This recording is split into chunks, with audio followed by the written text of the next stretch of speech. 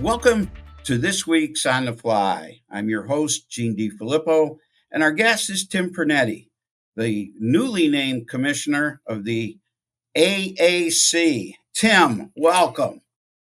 Good to see you, Gene. It's been a long time. Yeah, it has been. It's been too long. Hey, Tim, when you got this job, I just feel like you bring something to the table that a lot of other commissioners don't, in that you've sat in the director of athletics chair. Why don't you talk about that a little bit? I definitely thought about that a lot, Gene, when I was interviewing for the job and even when I first got contacted about the job. And it's really exciting to me personally to see the industry being more innovative in the type of talent that they're looking to bring into the industry. And when you see, what the Big 12 did in bringing Brett Yormark in, and I had the opportunity to join the American, I think it's a good sign because, reality is things have changed, dramatically. My experience on campus was honestly, and I knew you, I met you when you were an AD. I never really thought that I was going to end up in an athletic director job.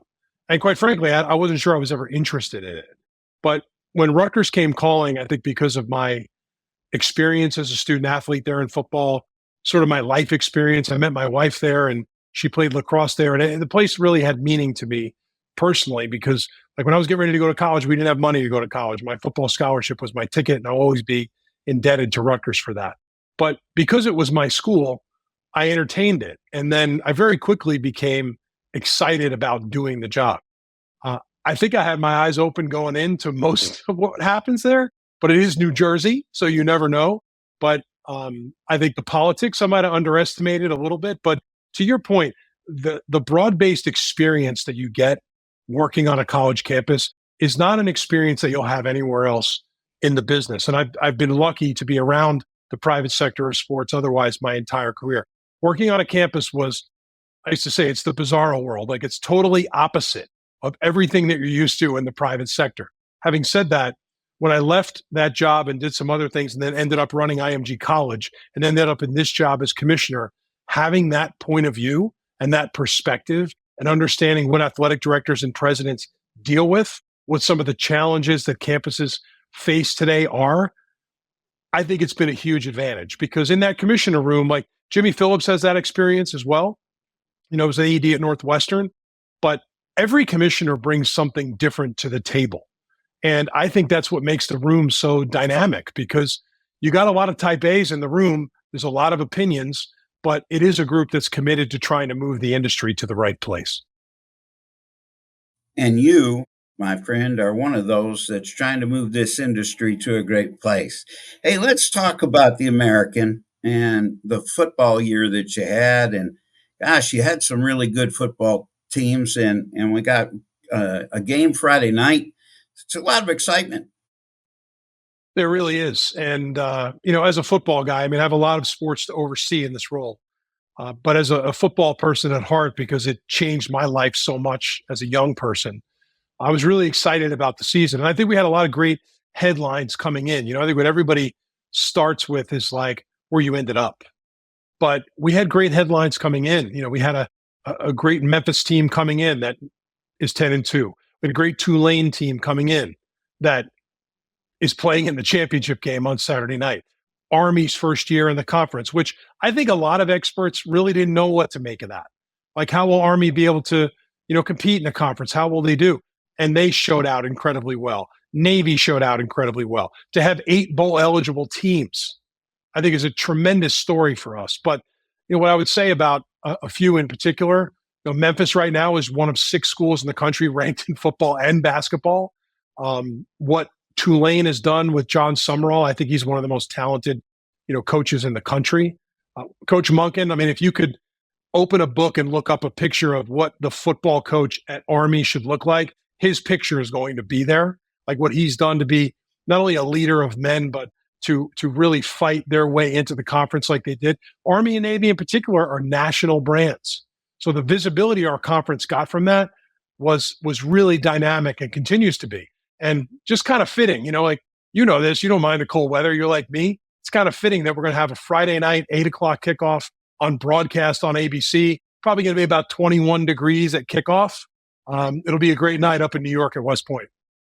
Coach Lombardi, one of my idols, used to say that the wonderful thing about football was you play in 95 degrees and you play in 5 degrees and every place in between. And so I think that is going to be a real exciting game. And Jeff Monken is a really good friend. What he's done at Army, he is one heck of a good football coach. And as you said, a leader of men. He really is. He really is. And he's just one of many. The thing I really have enjoyed about our conference is, my first opportunity to really get in front of a group outside of the interviews was at Football Media Day. And I spent some time, we took all the coaches out to dinner, and then we brought them all into a conference room, and we had my football guy, Jamie Hickson, at the conference, dragged a cooler in, and we had beer, and we sat there and we talked about everything the industry is facing and what we could do to separate ourselves.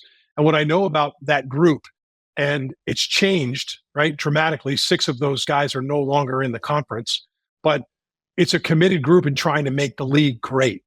And everybody listens to each other. And while there's some disagreement on some things, which I think is incredibly healthy, it's a really great group of talent. People talk about players and what quarterbacks do they have and defensive play.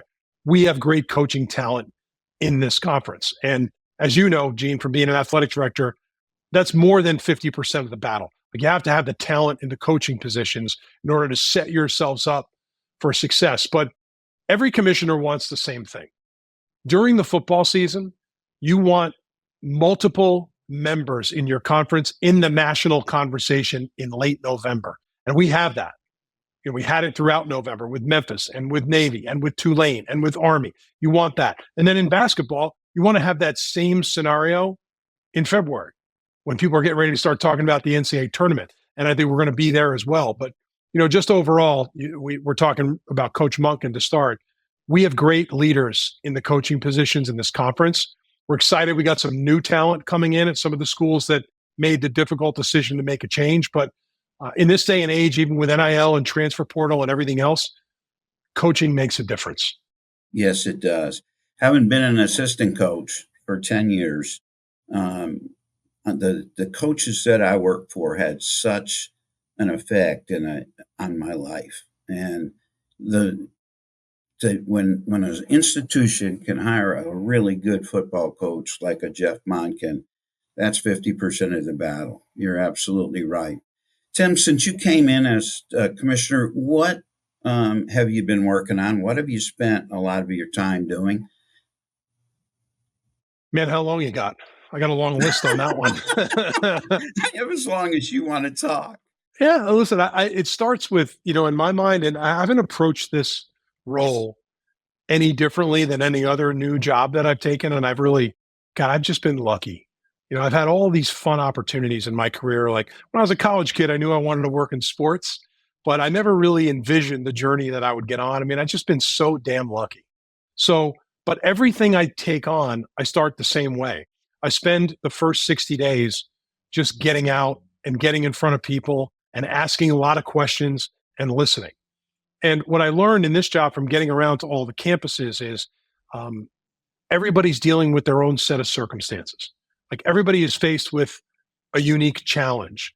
And what was fun for me was, like, some of the ADs that I met, and I knew a lot of them in this league coming in, they were comfortable that I already had perspective, having been on a campus not that long ago, to understand their language. So a big part of it was just getting out there and meeting people. The second part is creating alignment. The thing that the industry is missing is, like, when I met Eugene, when I was a young TV executive, collegiate athletics felt like an enterprise that was in lockstep, working together to move the enterprise forward. Now, I think at times people wonder, is that still happening? Or are some trying to move their enterprise forward at the cost of others? So it's really important to create alignment, but it starts with your own conference. And what I explained to our conference is, we're going to spend all our time on trying to establish a new reputation, which in 5 years, I'd like us to be known as the most innovative conference in collegiate athletics. What does that mean? Conference naming rights. Would we bring a brand in to sort of name our conference to generate new resources and revenue for maybe directly to student athletes for sort of conference-wide NIL deals, private capital and private investment. Collegiate athletics is hugely valuable. We're all locked up in these long-term relationships. But as part of it, we know what the value is. So how can we bring a capital partner in to help accelerate some of that investment for the next 3 to 5 years while we face all these new challenges? And we want to get in the business of creating new value. So when our next media contract comes up, we're a more valuable enterprise. So that's another one. The jersey patch thing has to be discussed, right? It's a new business. It's a modern day, like name, image, and likeness. I fully support kids and their ability to do that, but they need to be better educated. Like we need to protect them more from what's happening out in that space. But we're spending a lot of our time on commercial opportunities and also working with our media partners. We have one of the best media deals in collegiate athletics. It's a long-term relationship with ESPN. It provides us broad-based linear exposure. The streaming platform is vibrant. We may provide more streaming content across all of our sports than anybody else, but this is all about what's next. And I actually think in order to get the industry where it needs to go, people have to start getting comfortable talking about change, because there still is a resistance in the room to talking about doing anything differently than it's been done in the past.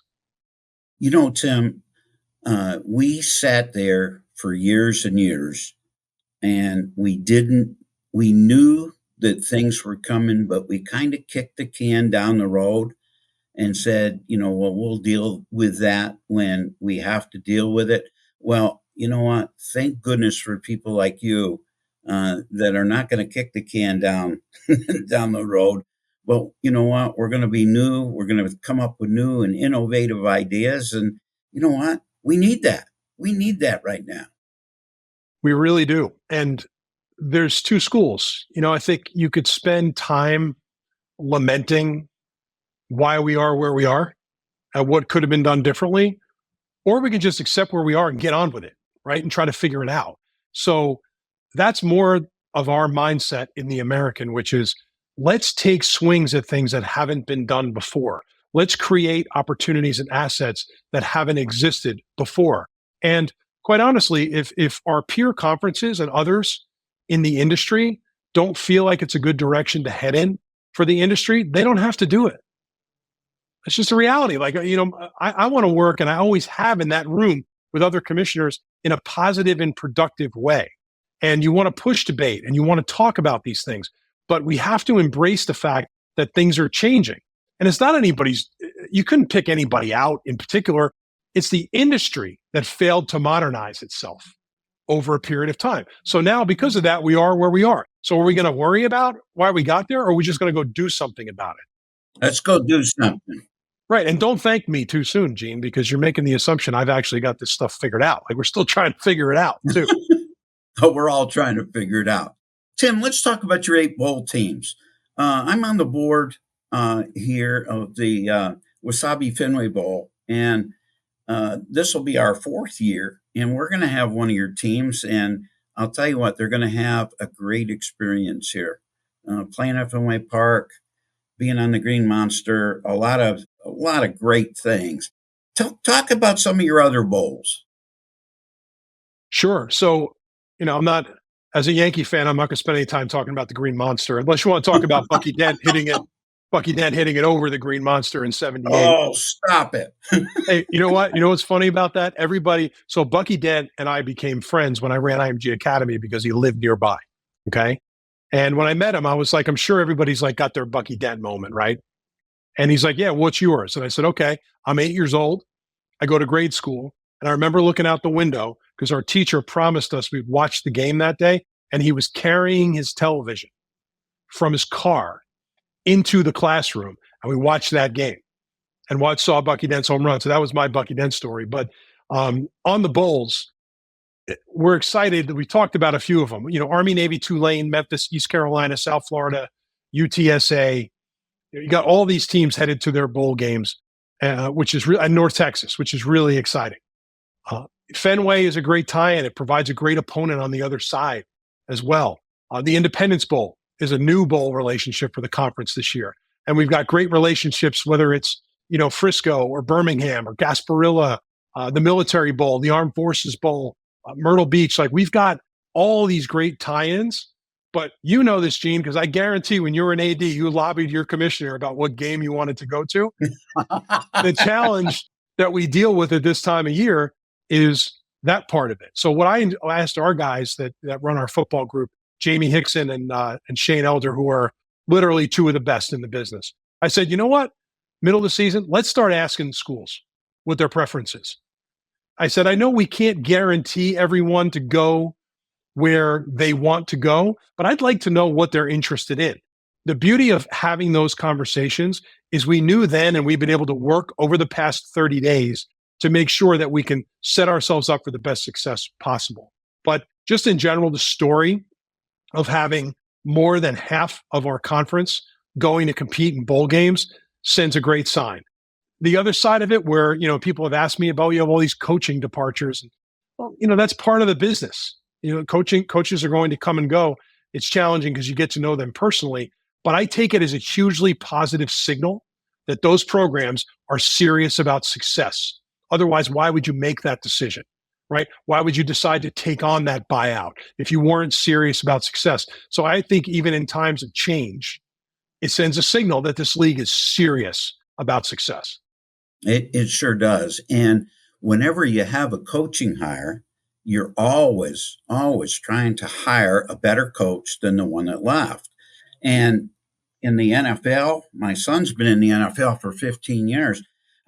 Probably 8 of the 32 coaches each year end up without jobs. But again, those pro teams want to win. And that you're saying the same thing about the schools in the American.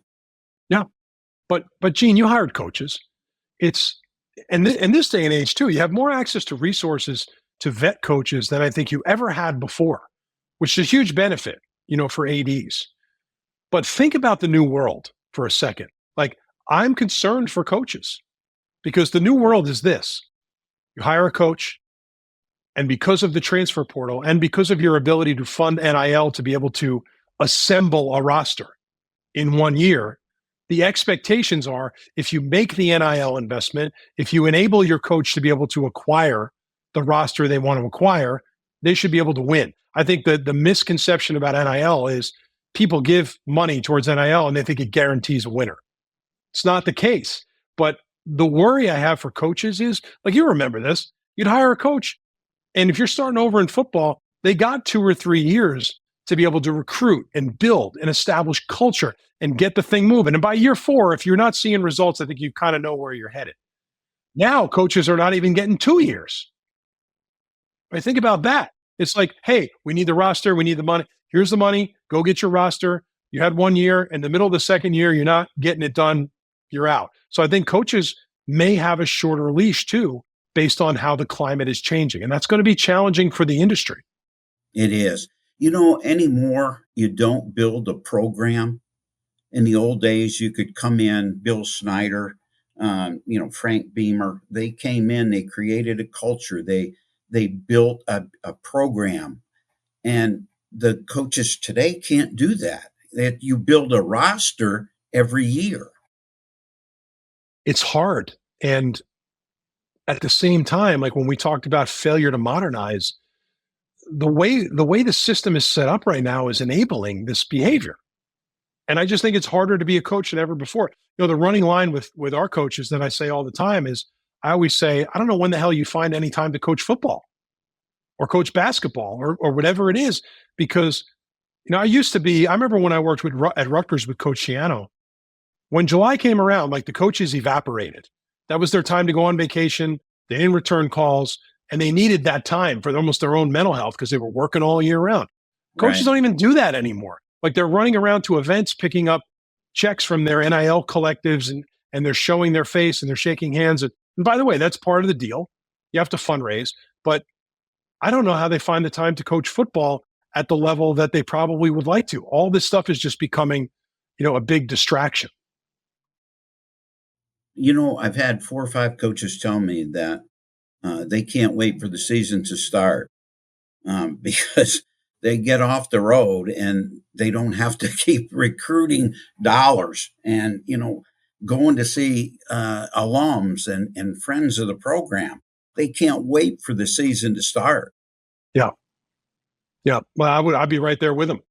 I would say that the coaches have been a lot happier since the season started because, that they're in their element.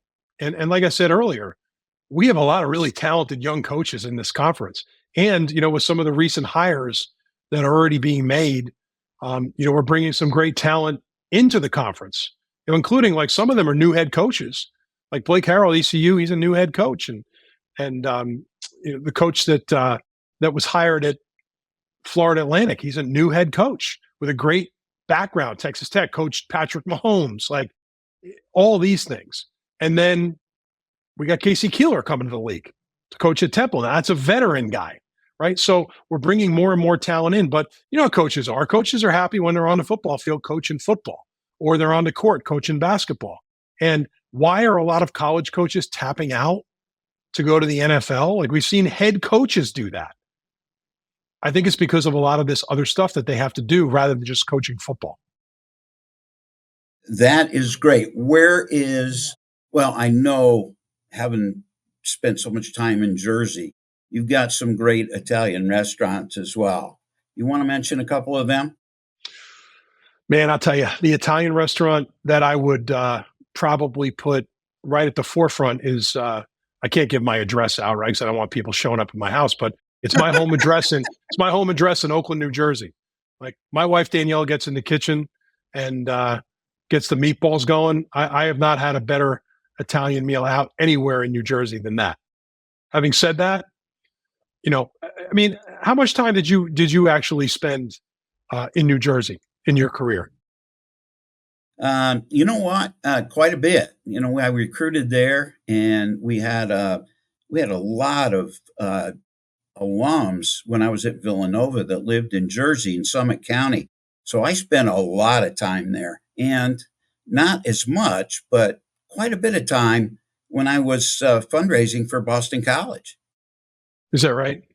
Yeah. Well, so you probably got around and saw a lot of it. There's a great place in Jersey City called Batello. I would highly recommend you hit that one next time you're in town. And if you're coming to town, call me and we'll go do it together. Yeah, all right. That's great. Hey, Tim, you are a breath of fresh air in this world of college athletics. You bring such a great background of business and coaching and being a director of athletics. I tell you what, we are really excited about where the American is headed under your leadership. Thank you again for being here. You really did a great job, and all the best of luck Friday night, and dress warm. Gene, I really appreciate it. It's been this conversation is why I love this industry, because I met you when I was 25 years old, and here we are more than 25 years later having a conversation like we just left the table 25 years ago. But that's what makes the business so great. Like, is it hard? Yes. Does it have its challenges? Absolutely. Have we sorted everything out? No way. But the relationships in the collegiate business are really not unlike any, they're not like anything that I've experienced anywhere else. So it's just great to connect with you, my friend. And it's great to connect with you, my friend. And tell me something. You and I both are football guys. Yeah. Is there anything more exciting than a football locker room when you won a big football game? You just can't explain that feeling. Nothing. And I still, and you do this too, because we're guys, right? So we're weird like this, but between remembering every play of every game and every moment in your sports life and movie lines, that's kind of what guys are known for, right? Like the same movie lines. But the feeling, I would give the edge to the feeling you have as a player. I remember in 1991, I was playing at Rutgers, and early season, we went out to East Lansing to play Michigan State in a guarantee game. We were 30-something point underdogs, and long story short, we won the game on the last drive, 14-7. I've never had a feeling in my life like I had in that locker room in East Lansing after that game, ever. And those are the things that I keep feeling like draw me back into this business, because I've been innovated out of it and just keep getting pulled back in, is college is different. Like when you go to college, whether you play a sport or not, you don't trade your school. Right? No matter what happens, like you may be critical of it, but you don't trade your school. Collegiate athletics has got an affinity and a loyalty that pro sports will never have. Hey, thank you. Good luck Friday night. Good luck in the bowls. And thanks for being our guest. Thanks, Gene. Take care. Bye, Tim.